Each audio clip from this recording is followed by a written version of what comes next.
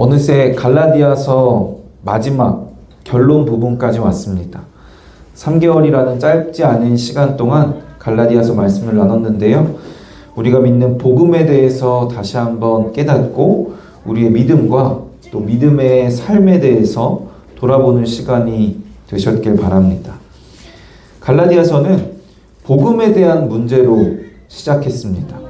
교회에 다른 복음이 들어와서 복음에 문제가 생겼는데요.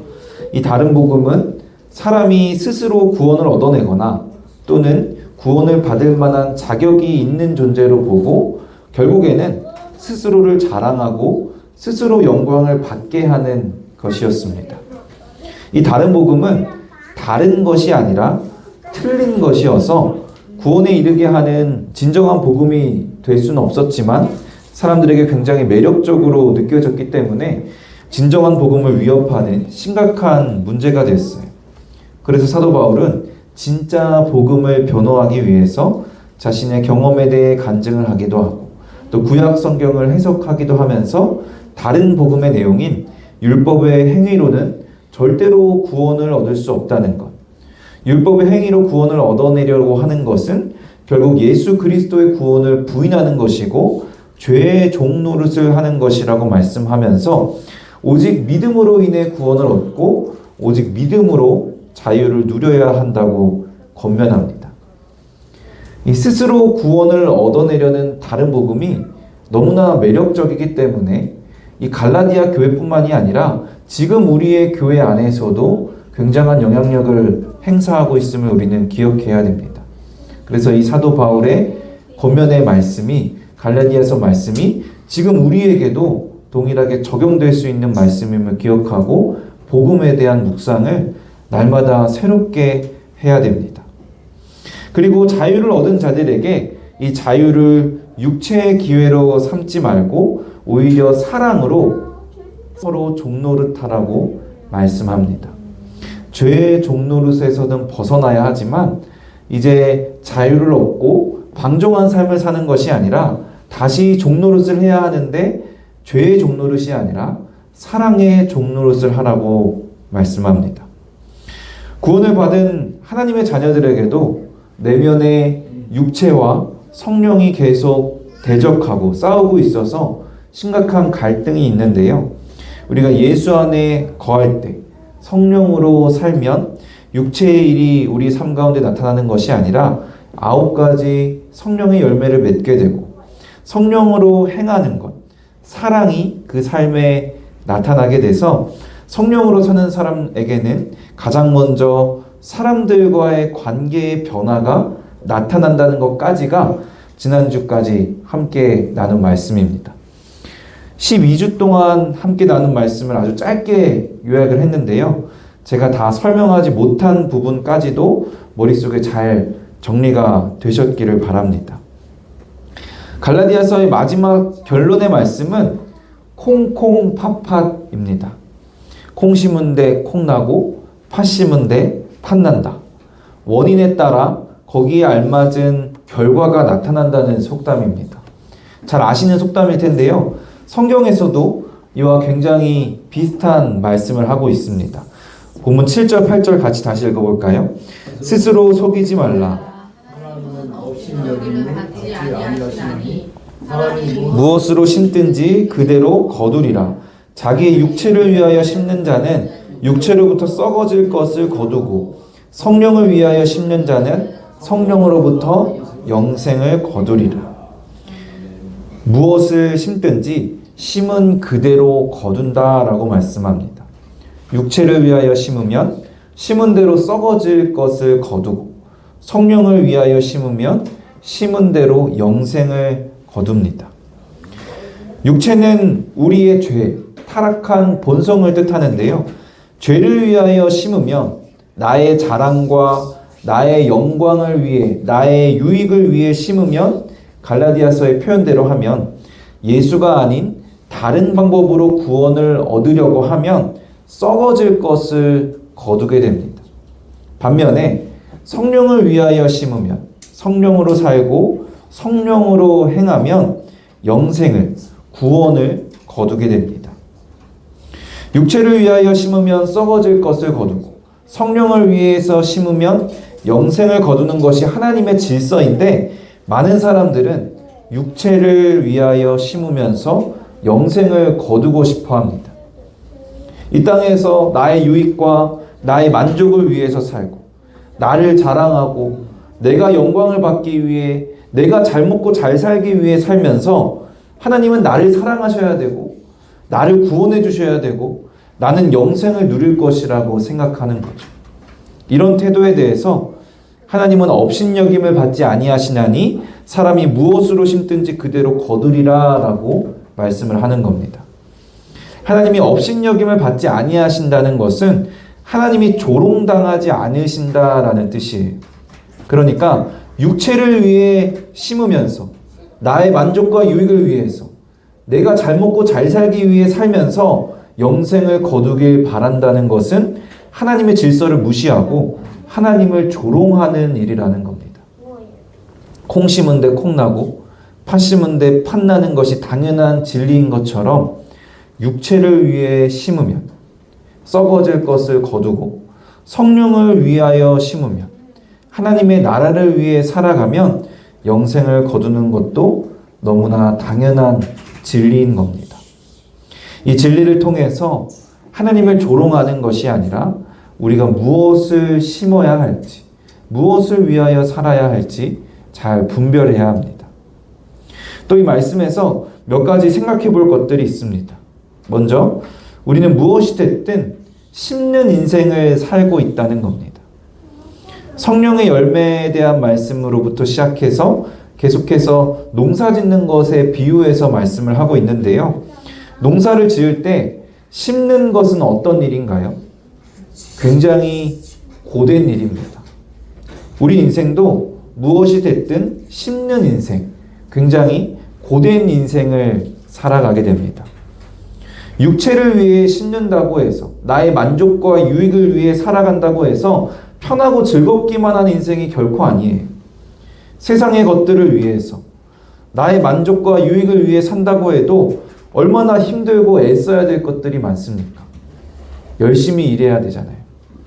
또 성령을 위하여 심는다고 해서 편하고 즐겁기만 한 것도 결코 아닙니다. 하나님 나라를 위해 산다고 해서 꽃길만 걷는 것이 절대 아니에요. 구원을 받았다고 해서 하나님이 주시는 평안과 자유를 누린다고 해서 내가 편하게 사는 것이라고 생각하고 내가 편하고자만 하면 복음에 대해서 큰 오해를 하고 있는 겁니다. 무엇을 위하든지 우리 인생은 힘들기도 하고 많은 노력이 필요합니다. 그래서 더욱더 우리 인생의 목적이 중요한 거예요. 육체를 심고 성령을 심는 것이 아니라 육체를 위하여 심고 성령을 위하여 심는다고 말씀하잖아요. 무엇을 위하는 삶을 사는지 인생의 목적이 중요합니다. 힘들어도 참고 열심히 심는 것은 결국 추수를 위해서 하는 거잖아요. 그런데 우리 인생의 목적이 육체에 있다면, 이 땅에서의 나의 만족과 유익, 나의 자랑과 나의 영광에 있다면 아무리 힘들게 심어도, 아무리 힘들게 살아도 썩어질 것을 거두게 되는 겁니다. 열심히 심었던 일, 그 힘든 노력이 아무 쓸모가 없어지는 겁니다. 하지만 우리 인생의 목적이 성령에 있다면 우리가 영생을 거두게 되고, 그래서 열심히 심었던 일, 그 힘든 노동도 보람과 기쁨이 큰 일이 되는 겁니다. 중요한 사실은 우리 인생은 육체를 위하든 성령을 위하든 둘 중에 하나라는 겁니다. 우리는 중간 어딘가에 걸쳐서 적당히 육체를 위해서도 살고 적당히 성령을 위해서도 살면서 영생을 거둘 것을 기대하며 살아가는데요. 성경의 진리, 하나님의 질서는 절대 그렇지 않습니다. 육체와 성령의 중간은 없어요. 성령을 위하여 사는 삶이 아니면 분명히 반드시 육체를 위하여 사는 삶입니다. 그러니까 우리는 육체를 위하여 사는 것에 대해서 좀 더 경각심을 가질 필요가 있어요. 육체가 우리의 타락한 본성이고 너무나 달콤한 죄니까 우리는 자꾸 타협하고 싶어져요. 그래서 신앙생활을 하는 것, 하나님을 믿고 따르는 것, 성령으로 살고 행하는 것도 적당히 하고 싶어지는 거예요. 그런 우리의 모습은 오늘 본문 말씀처럼 하나님을 조롱하는 것입니다. 중간이 없기 때문에 무엇을 거두느냐가 우리 인생의 목적에 달려있기 때문에 우리는 성령을 위하여 심어야 합니다. 그렇다면 성령을 위하여 심는다는 것은 무엇을 의미하는 걸까요? 본문 9절 같이 읽어볼까요? 우리가 선을 행하되 낙심하지 말지니 포기하지 아니하면 때가 이르매 거두리라. 성령을 위하여 심어서 영생을 거두라는 권면의 말씀 바로 뒤에 선을 행하라 라고 말씀합니다. 선을 행하고 포기하지 않으면 거두리라는 말씀을 통해서 성령을 위하여 심는 것이 선을 행하는 것임을 알 수가 있습니다. 율법의 행위로 구원을 얻을 수 없다는 것을 갈라디아서에서 계속 강조를 하다 보니까 행동하는 것 자체에 대해서 부정적으로 생각할 수도 있는데요. 결국 갈라디아서의 결론은 행해야 된다는 겁니다. 행동으로 구원을 얻을 수는 없지만 하나님의 은혜로 인해 믿음으로 구원을 얻은 하나님의 자녀, 성령을 위하여 심는 자는 행동을 해야 하는 거예요.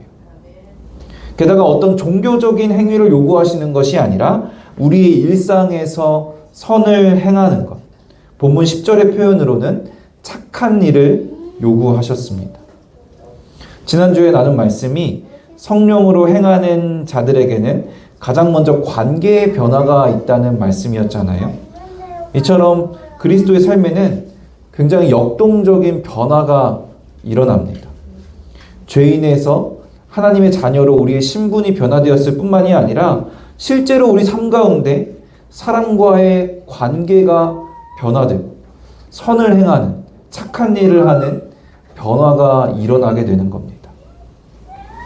오늘 본문을 통해서는 이 선을 행하는 세 가지 방법에 대해서 알 수 있습니다. 첫 번째로 선을 행하되 낙심하지 말아야 합니다. 본문 9절에서는 그냥 선을 행하라 라고 말씀하는 것이 아니라 선을 행하되 낙심하지 말고 포기하지 말라고 말씀합니다.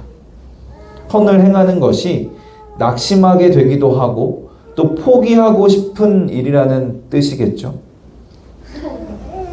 성령의 열매에 대한 말씀에서도 나눴듯이 열매를 맺는 것 또는 수확을 하는 데에는 시간이 걸립니다. 그래서 인내하며 기다려야 할 때가 있어요. 그런데 선을 행하는 것은 단순히 기다리기만 하면 되는 것이 아니라 굉장히 큰 희생이 요구되는 일이기 때문에 더 높은 차원의 인내가 필요합니다. 여러분 한번 생각해 보세요. 착하게 살면 얼마나 손해보는 것이 많은 세상입니까? 착하고 정직하면 바보가 되는 바보 취급을 받는 세상입니다. 또 어떤 사람에게 선을 열심히 행하면 그 사람이 나의 선을 알아주고 나의 선에 대한 보답을 한다든가 아니면 나의 선을 통해서 변화되는 모습이 좀 있었으면 좋겠는데 실제로는 그런 일이 잘 일어나지 않습니다. 내가 아무리 착하게 살고 선을 열심히 행해도 세상은 변하지 않고 사람은 잘 안 변합니다. 그럼에도 불구하고 낙심하지 말고 끝까지 포기하지 않고 선을 행하면 때가 이르러 거두게 될 줄로 믿습니다. 선을 행하는 것이 희생이 필요하고 손해보는 것을 감수해야 하는 일이지만 우리가 끝까지 포기하지 않고 낙심하지 말고 선을 행해야 되는 것은 첫째로는 그것이 그리스도의 법, 사랑을 행하는 것이기 때문이고 둘째로는 거두게 될 열매가 우리가 감수해야 하는 희생보다 훨씬 더 큰 영생이기 때문입니다. 두 번째로 기회 있는 대로 모든 이에게 착한 일을 해야 합니다. 본문 10절 앞부분 같이 한번 읽어볼까요? 그러므로 우리는 기회 있는 대로 모든 이에게 착한 일을 하되 착한 일을 해야 하는데 어떤 사람들에게 얼마나 해야 할지 고민이 될 때가 있어요. 예를 들어서 우리가 누군가를 섬기고 복음을 전해야 하는데 내가 누구를 섬기고 얼마나 섬겨야 할지 고민을 하게 됩니다. 거기에 대한 답변이 될 수 있는 말씀인데요. 모든 이에게 착한 일을 해야 하는데 기회 있는 대로 하면 된다고 말씀합니다. 기회 있는 대로는 시간을 가지고 있는 대로라고 번역할 수도 있는데요. 그러니까 우리의 시간과 공간의 한계 안에서 우리가 할 수 있는 범위 안에서 하면 된다고 해석할 수 있을 것 같아요. 내가 모든 사람을 다 섬길 수 없다는 것을 하나님도 아시기 때문에 나에게 기회가 있는 대로, 내가 시간을 가지고 있는 대로, 내가 가진 것들로 섬길 수 있는 사람을 섬길 수 있는 만큼 섬기면 되는 겁니다.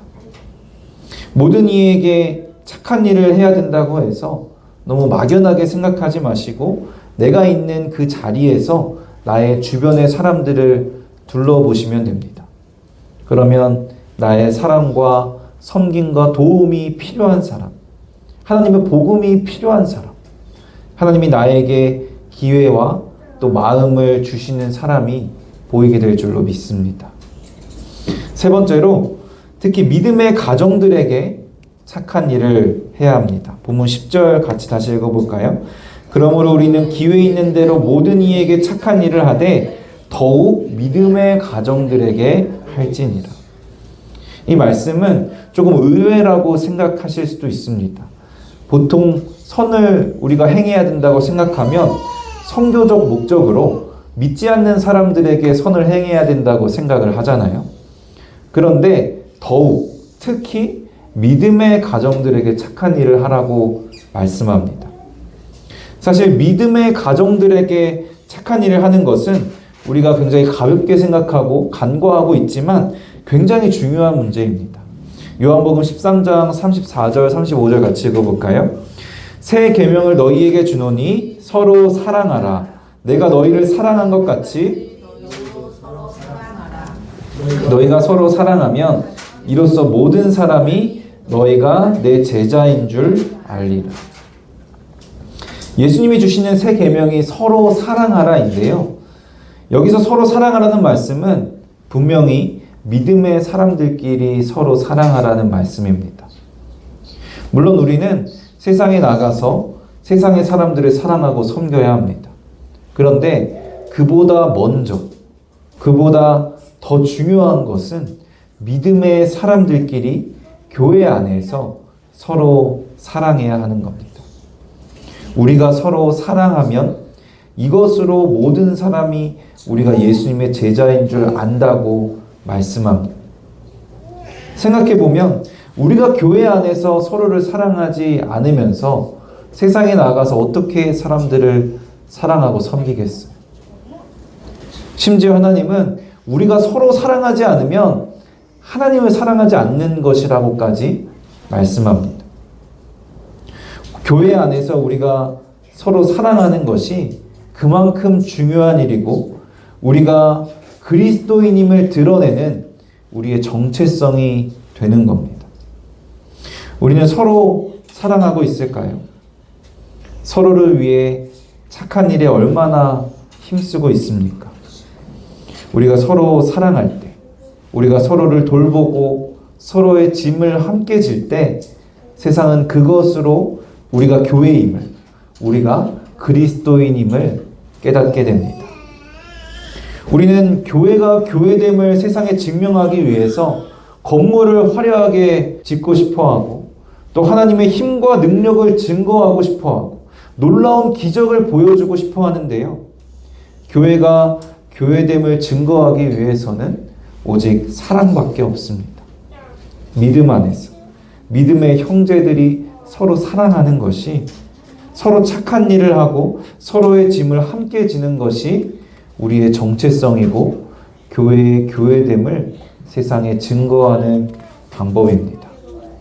사랑하는 성도 여러분, 우리는 힘들고 고된 인생을 살고 있습니다. 무엇을 위해 그렇게 힘들고 고된 인생을 살고 계십니까? 인생에는 육체를 위해 사는 것, 성령을 위해 사는 것, 두 가지 길밖에 없습니다.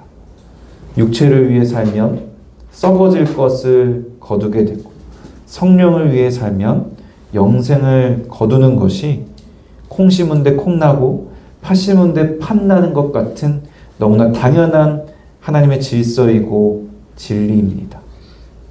육체를 위해 살면서 영생을 거두길 바라는 것이 아니라 성령을 위해 심는 삶, 선을 행하는 삶을 사는 우리가 되기를 바랍니다. 사도 바울은 마지막까지 육체를 자랑하지 말 것을 당부하면서 우리가 자랑해야 할 것이 무엇인지를 말씀하며 갈라디아서 말씀을 마무리합니다. 6장 14절 같이 읽어볼까요? 그러나 내게는 우리 주 예수 그리스도의 십자가 외에 결코 자랑할 것이 없으니 그리스도로 말미암아 세상이 나를 대하여 십자가에 못 박히고 내가 또한 세상을 대하여 그러하니라. 십자가의 도, 복음이 멸망하는 자들에게는 미련한 것이지만 육체를 위하여 사는 자들에게는 참 미련한 바보 같은 일이지만 구원을 받는 우리에게는, 성령을 위해 사는 우리에게는 하나님의 능력인 줄로 믿습니다. 그 하나님의 능력, 십자가 사랑에 힘입어서 오직 십자가 사랑만을 자랑하며 낙심하지 않고 기회 있는 대로 모든 이에게, 특히 믿음의 가정에게 십자가의 사랑을 행하는, 서로 사랑의 종노릇하는 저와 여러분이 되기를 주님의 이름으로 간절히 축원합니다.